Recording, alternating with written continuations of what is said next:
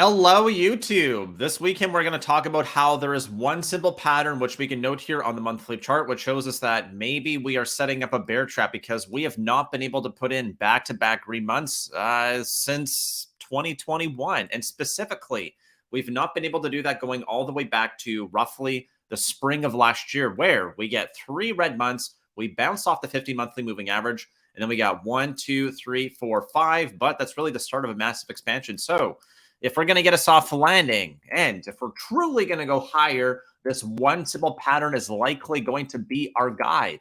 If you wouldn't mind doing me a huge favor as we're getting started here, it is simple. It's just smashing the thumbs up, and that would mean a lot to me personally.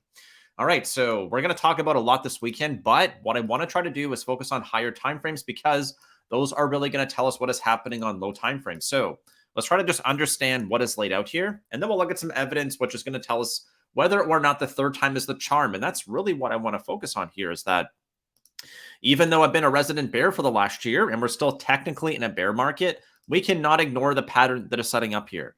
So as we look a little bit closer, what I want to point out is just let's look here to the actual months. So when we look here, what do we have? We hit the 50 monthly and then we bounce dramatically. We have at least 2 red months. Same thing happened over here. 2 red months, bounce off the 50, and now we're trying to recoup. We are red on the month. We're down by about 77 cents. So that is the area I will be watching really closely. We can also note if we go back in time here that when we get 2 red ones and get pretty close to the 50, and then we move higher. Same thing in 2018, roughly 2, right? We get 1 red, 1 green, 1 red, then we bounce. So what I want to focus on more is going to be 2020 versus 2022. I'm not sure this time's different, but we have to be aware that maybe the third time is the charm. What would that look like? Well, for me, where this continues to be valid is if we look here to the third month. So on the third month, we form yet another high, and we come back down to test roughly the high from 2 candles ago. So in here, that would be April, or the big fat green bar. And then in May, we push higher. And then in June, we actually back test and bounce off of that high. What is that high specifically? The high here is 294.88. The low we established in June, 296.74. So that's like really important. Yes, it is. So if we keep that in mind and we now look to our 2022 bounce off our 50 monthly moving average, what do we have here? Well, in October, our high is 389.52. For me, that would mean that we could come down as low as potentially 390. If we poke below that, and if we close below it, and then also lose the 50, that's the bear. This is the bull trap. However, if this is a bear trap, we could come further down. Right now, we got a low of 402. We could come down for roughly 12 more points, potentially bounce off that October high. But then we also have to go higher. We have to close the month out green, which means we need to have 3 consecutive green months for us to potentially be repeating this pattern, because there's no way that we're going to continue to go higher unless we can form higher highs and higher lows. So at a very high level, that's what I'm looking at here. And the reason why I want to get a little bit more receptive to maybe the third time's a charm is because I'm not hearing anybody say they like this rally, let alone love it. There is no one that I am really seeing out there that says, I like and or love this rally. So if no one likes the rally, no one loves the rally, but we're rallying, what could happen? Well, we could go higher. There's 2 more things I want to look at here, and these are also fairly simple. So we're going to look here to the hourly chart, and this goes back to when Jerome Powell spoke. So what I want to look at specifically is going to be, where's the high from Jerome here? So let's actually look at a 30-minute chart, just because this is going to tell us the exact area we hit a high on. And if we now look here, what do we have? We have a high here, which got established at 400 on Jerome. And I actually want to go over to our ES chart, just because I think this is going to give us a little bit of a better story. Because when we look, what I want to point out here is the fact that we had 3 white soldiers. So if we look here on the hourly chart, what we're looking at is going to be a 3 white soldier pattern. This is generally going to be a massive reversal pattern. So this is when Jerome Powell released his remarks. He starts talking. We got 1, 2, 3 fat green bars. And what's so interesting to me is that when we finally retraced or come back down to retest, where do we make it to? Basically, the high from that first big hour pump. Our high here is 4,008.50. The low here is 4,006.75. That was when we got those drops reports on Friday. So In terms of the three white soldiers, pattern is intact because we opened within the previous range. We did go higher. We hit weekly resistance, and now we're backing off. So the fact we bounced right off of here tells me that this three white soldier pattern is like pretty much in play. And if it's going to continue to hold, that is what we want to watch for support. So an easier way to think about that is if we now go back here to S&P and we have a look here at our daily chart, it's going to show us that the high that we established on that pump day is 407.68. We did poke above it again on Friday, 407.86 marginally. So what we're looking for is a higher high. If this is support, we should not really hang out much more below it. This gap down pump up for our third consecutive daily close over the 200 should lead to a break of the downtrend and potentially going up to 417 as high as 420. And why that really matters is if we go back here to our monthly chart on SPY, and that would mean that we're going to be what? We're going to be into a green month. That's right. The high from November is 407.68. So we have to get back above that area, or there's a chance that we could come back down and test that roughly 390 area. That's what I'm paying attention to at a very high level. Last thing I want to look at here is going to be how we actually acted around our 200 DMA, because frankly, I was quite surprised with this price action. So what we're going to do is actually snap a horizontal line right here at 309. It's close enough. We're looking at 0.74 here. It's at 0.72. What I want to look at, what I want to look at is actually the note that I shared with our private group. There's a link in the description if you want to learn more about that. It's the 15-minute chart with us actually closing. First on the first hour here, we're looking at the relationship to the green line. Let's actually get in nice and close here. So what happens is we gap down, pump up. Gap downs are generally for buying. Gap ups are generally for selling. On the first 15-minute candle, we pretty much price discover over the 200 DMA, and then we form higher highs, get a tight inside bar. By the third candle, we break through it. We close over the 200 DMA. We back test the 50 moving average on the 15-minute, form low, higher, low, higher, low, higher, low, higher, low, and then we just start pushing off, which means that now the 200 DMA is support. And if this momentum is going to continue to build up, we should now actually be able to form a new high of the month. That's the short-term momentum we have here. And this is 100% a bear field rally. So that's the most important thing for me this week. I want to show you a couple more charts, and then we're going to look at some evidence, including Mr. Ray Dalio, whose Bridgewater is now erasing most of their gains for 2022 after a 2-month rout. What does that mean? It means they are getting absolutely crushed in these 2 months where we bounced off the 50 monthly and now went higher. Previously, they were up by 35% year to date, and then they gave it all back. That is huge. That is a massive green trade, which is now flat, which has the potential to go red, which means this is a short squeeze, or we're climbing the wall of worry. And when there's nothing left to worry about, that's where we can expand. That is how we could actually repeat this move higher. What I want to look at next is going to be some weekly charts, because maybe you're not aware of it, but we're at some like really important areas here for SPY. We're not yet above this 50 moving average, which is really my line in the sand. Right now it's at 412.42. It's going to curl it down to be roughly 411 next week. And we have our all-time high connect on the weekly. We have our February low. We got our all-time high connect going to 2018, 2020, and where we are now. So all this resistance is like meeting right here. And if we're going to go higher, we have to get over that 50 weekly. So if we're still repeating 2008, this should be the last week where we form a higher high. Next week, we should not go higher. What does that mean? It means we should not be green on the month. It is literally that simple for me. Our 8-candle pattern has been dead accurate so far. 1, 2, 3, 4, 5, 6, 7, 8. 8 back-to-back weekly higher highs. So if we're repeating 2008, we're going to circle back on and talk about that one next weekend. Make sure to drop me a comment and tell me what you think. Everyone has a strong opinion. I'm curious what yours is. So for us to actually reclaim this 50 weekly, there is one chart which is going to be so important for me. It's QQQ. As we look here to QQQ, this is still the laggard, but we have either a falling wedge, a channel lower, but we're right here on resistance, where if we can just go sideways, we're actually going to break that downtrend, and we actually just bounced again one more time off our 200 weekly, and we have a bullish engulfing candle here. So if momentum's going to build up, I'd love to see volume come in, and I'd love to see this chart go higher. The reason why is because most other charts are already at or over that area. Let's look at the Dow. So the Dow now, what do we have? We have 4. We got 1, 2, 3, 4. That is 4 candle closes over the 50 weekly. We stop going down. That means we can start going back up if that is a short-term direction. If we now look here to the Russell, well, it's butting up right against it. Small cap stocks, 2,000 of them are more bullish than the S&P 500 right now. They're already flirting with their February low as well, January low here, and February low. So this one here is pretty close. It's not quite there. It's getting a lot closer. RSP or equal weight S&P. Now we got 2 times weekly closes over that 50 weekly. That is pretty significant. We also have pretty big volume coming in here. So check. This is evidence for the bulls. We talked about it last week. Now the fact that we're seeing almost every important chart getting 2 times weekly closes over this 50 weekly, I can't ignore it. I cannot ignore it. So maybe it's a trap for the bulls.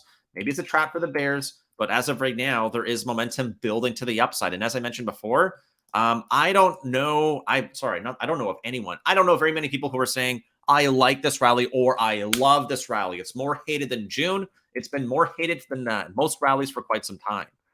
XLK, we're going to skip that one. ARC, we're going to skip. XLV, well, we got 4 back-to-back weekly gains over, and we got 5 out of 6, which are above as well. Only once we actually closed below on a short-term dip. Looking here to XLF, yeah, baby. We got 2 over, whoop, and we got 3 out of 4. What does this mean?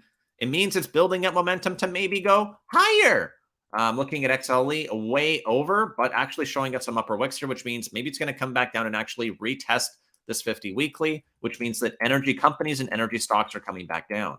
XLU, yes, sir. Even the safe haven area actually has 2 candle closes over the 50 weekly as well. There's a head and shoulders pattern. Let's see if it gets invalidated, but 2 consecutive weekly closes over is bullish. Now we look here to FXI, and another reason why I am trying to be receptive to the idea that if the country which is currently facing major bearish news, this country right here, China, well, FXI is up by 12.6%. Whoa, that's like a lot. Yes, it is. Emerging markets, they are also up by about 5%. They're nowhere near their 50 monthly moving average, 50 weekly or 200 weekly, but there is momentum building up here. And this matters to me because I would think that right now the riskiest assets are where the country is shut down or in a place where there's clearly fraud happening. And when I look here to BTC, the first thing that sticks out to me is that we've stopped going down. This downtrend here has been broken. By going sideways, we actually stopped going down. And with that nasty plunge on SBF, we actually just back tested our downtrend here. So this is like really ominous of what happened back in 2018. And if the third time's the charm, I'll be looking at crypto for some clues. What clues are those? It's the same thing I mentioned before, where if we have our volume climax, we got 1, 2, 3 massive red bars, 1, 2, 3 massive red bars, check, volume profile matches. Now look to the test and violation of our green uptrend. That happened here. The difference here is that last time in 2018, 2019, we actually had the 200 weekly as support.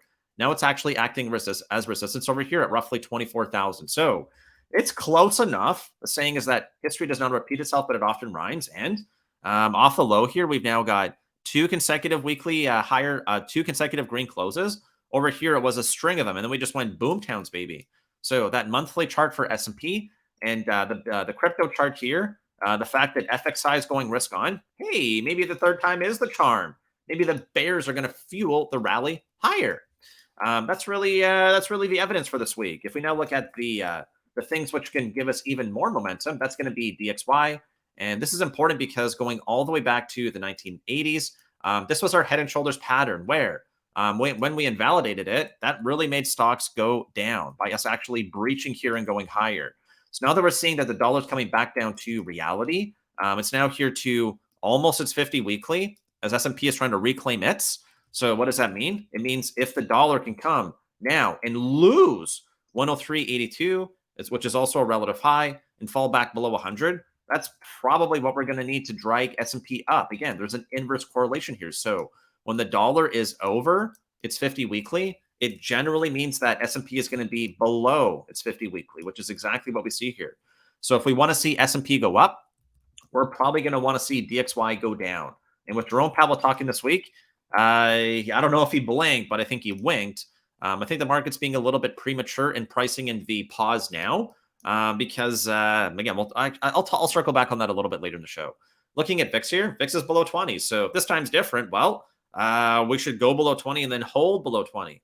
We should not really go back above. There's an uptrend here. And every previous time that we dip below 20 in 2022 here, which was 4 times, that always led to a snapback, which means that VIX goes up and stocks go down. If the third time's the charm, we should see the VIX remain below 20 for a sustained period, which would mean at least into the FOMC meeting. So there we go. Something else here that gives us evidence is actually going to be, actually, let's look at this here. So this is March, June, and October. So why do these matter? Well, because in March, June, and then October is when we actually had the jobs reports come out. So in March, that was like kind of the bottom, right? March here, we had the jobs report come out. It was a massive sell, boom, but it didn't hold. We looked at June now, negative 1.6. That's right, negative 1.6, boom. But that was actually the bottom. We bottomed on bad news, which is very normal. Now we look to October. Oh man, nastiest cut. Yes, that was the nastiest cut. And if we look here to the absolute gains, it was 11% in March, 17% in June. And I think as of right now on the S&P, I think we're up by about, let's actually double check here. So right now we're up by about 18%. Over 417, we birthed a new bull market. And we're still actually out of bear market territory because we're over the negative 20%, which is roughly 384. So if you remember as well, when we talked about us going down to potentially 390 on the monthly chart, that would still be a back test in a pass of the bear market territory. So if every time we cut deeper, we bounce harder, shouldn't this time be more? Shouldn't we go up more than 70%? Maybe even 20%? Maybe we can claim or even test that 50 weekly. Maybe we can. And if we note here, after March, when we got the next report, it was up. Here, it was negative 0.1. And in October, man, what a volatile day. Let's actually look here at our daily chart for S&P 500. And we note that, whoa, right? In pre-market, we were down even more, but we dropped down by about 1.6%. And we closed the day out by only down by about 50 cents or 0.12%. So what does that mean? If we look back here to our chart, it's pretty much like we're matching June. We're down by 0.1, maybe 0.2%. So if we're going to bounce from here and the third time's real, well, we should get a bigger rally, just like we did in June and July. And that's how we get over the 50 weekly moving average. That's how the monthly goes even greener, three green candles. Is it going to be a straight line up? Is this a guarantee? I don't know, but I'm starting to feel that maybe this time's different. I think the market is incorrect that we're going to avoid higher rates, but here we are. Let's try to understand what's happening. Also, there's bears who are getting a lot of pain here. So if the bears are fueling the rally, why let them out now? Squeeze them more. Their playbook's public. They had a 35% gain only a few months ago in the summer. And in 2 months, they wiped it out. 2-month route. Why? Man, let's go back to the chart. Massive, massive, massive move here on the monthly chart. Massive push. Those 2 months are what wiped out 35% of gains, which means they're probably very short.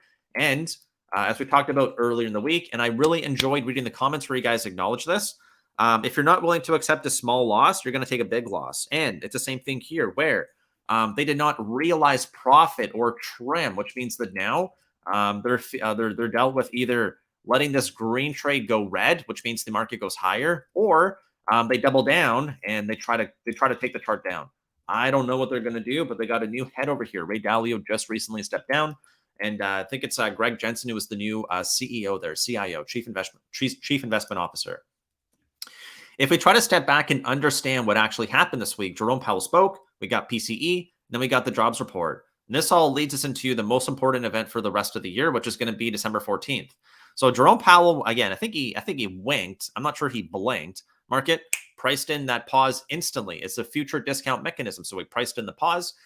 We got a positive number, which means it was red. Then we got a green number, which means it was bad. So we got bad data, then good data. Man, what are we going to do? What's so interesting, too, is that we got CPI coming in on the 13th, the day before the FOMC decides. So right now, as much as we think that Jerome is in charge, I believe the data is in charge. So when I look here to the CPI report coming out on the 13th, I'm going to have to see what it tells us. And then we got the Fed decides after that. So I just told you the entire bull thesis. Is it my base case? Let's see whether or not we can actually go green on the month. Here's Larry Summers telling us that maybe we have to be a little bit more mindful of that. We may still need to boost rates more than the market expects. Right now, the market is still expecting cuts into the second half of the year. He also warns us that the economy could slide suddenly like an avalanche, which is why I think, not I know, I think that Jerome is starting to dial back some of his hawkish rhetoric. He's a bull in a china shop, and he might just start breaking everything. So what are we talking about here? We're talking about how the jobs report on Friday showed us that we had 263,000 jobs added. Unemployment rate, 3.7. It did not go higher. Average hourly earnings on a month over month. It doubled the previous, doubled the estimate. And then average hourly earnings on year over year is 5.1%. If you don't know what this means, I will tell you. It means that there is potential for a wage price spiral where rising wages creates a rise in prices. Rise in prices creates a rising wage. Rising wage creates a rising price, and it's just a feedback loop. So these numbers are like not good. This is not what Jerome Powell wants to see. The market appears to be ignoring it for now. There's a lot of greed in the market, but who cares? Data is data, and the market has taken this as a cue to go higher. So if we listen to what Larry Summers told us, if we listen to what Jerome told us, he told us probably lower, but for longer. And we might have to go higher than what the market currently prices in. Heard that from Bullard and Williams this week as well. So this is really the big concern and what Jerome has always told us over and over and over. So I want to see what he says now on December 14th, because that's when we're going to hear. That's when we're going to hear from him next. And what I want to take a moment here, and this stuff might seem a little bit complicated for you. This is the FOMC summary of economic projections going back to September. What I want to show you is just a couple of numbers here because you might be a little bit overwhelmed. What I want to try to do is tell you that all we have to do is look down to two numbers here. We're looking at core PCE, and we're going to look at the Fed funds rate here. So the first thing we want to look at is just what the Fed, actually, let's look at one more number first here. So let's actually bring up this previous chart. So when we look here to what the Fed is projecting the unemployment rate to be in 2022, they're projecting, let's actually zoom in a little bit closer here. So they're actually one more time for those boomer eyes. We got boomer eyes. Please smash the thumbs up, please. And thank you. I would really appreciate it. There we go. So when I look here, in 2022, their June projection was for 3.7. Now they're expecting 3.8 as of September. Where are we right now? We're at 3.7. So for them, they're like, hey, cool. This is like what we wanted. And in June, they were projecting 3.9%. Now it's 4.4. That's what Jerome says when he says, I need to see slack in the labor market. I need to see people lose their jobs is basically what he's saying. So they have a pain tolerance of at least 4.4. And into 2024, they still expect that unemployment rate to be 4.4 and then to only go down to 4.3. That sticks out to me like a sore thumb. Then we look here at PCE inflation. Again, we're expecting 5.4, 2.8, 2.2, and 2. And then core PCE, which is what the Fed really cares about, 4.5, 3.1, and 2.3.